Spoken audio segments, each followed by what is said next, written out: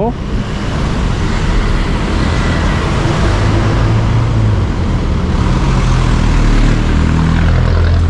Biglang tumirik sa gitna.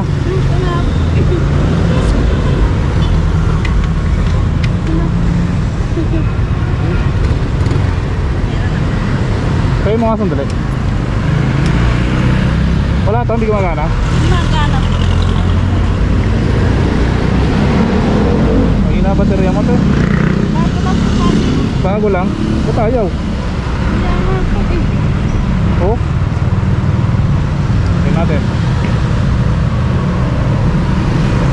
Wala eh, walang redondo pagka ito. Para saan itong ilaw dito?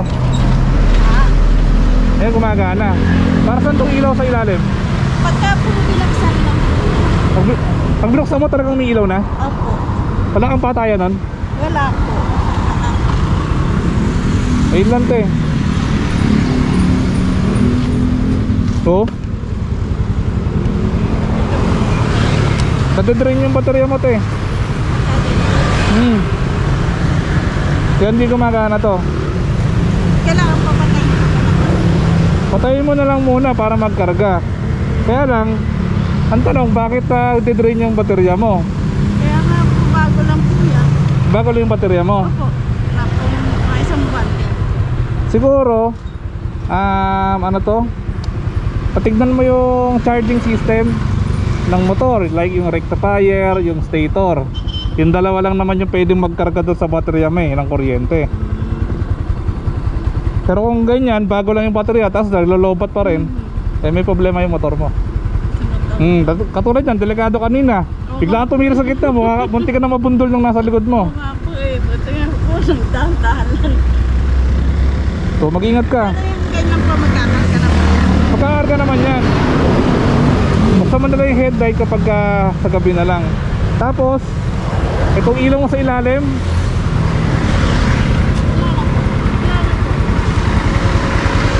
patanggal mo na to. Bawal kasi yan eh. Bawal ang kulay puti na makikita sa likod. Kailangan kulay pula lang, tsaka kulay orange, di ba? Masita ka pa dyan. Tsaka isa pa yun sa dahilan kung bakit nagde-drain yung baterya mo, kasi kumukonsumo ng kuryente yan. Di ba? Ito ba to? Oo, patanggal mo na. Hindi naman kailangan yun. Para lang po ako maliwanag lang sa gabi nakikita. Makikita ka talaga dahil sobrang liwanag. Kaya lang, isipin naman din natin yung mga taong motorista na nasa likod natin. Kasi nakakasilaw yan te. Diba? Naintindihan kita. Kasi gusto mong makikita. Yung sa sarili mong interest, okay sa'yo kasi gusto mong makita ka. Kaya lang, paano naman yung iba na nasisilaw ng ilaw? Diba? Ayos na? O, mag-ingat ka. Saka saan ka ba? North Sagaray po. North Sagaray pa? Tayo pa. Sige, diyan eh. Thank you. Ingat, ingat, ingat.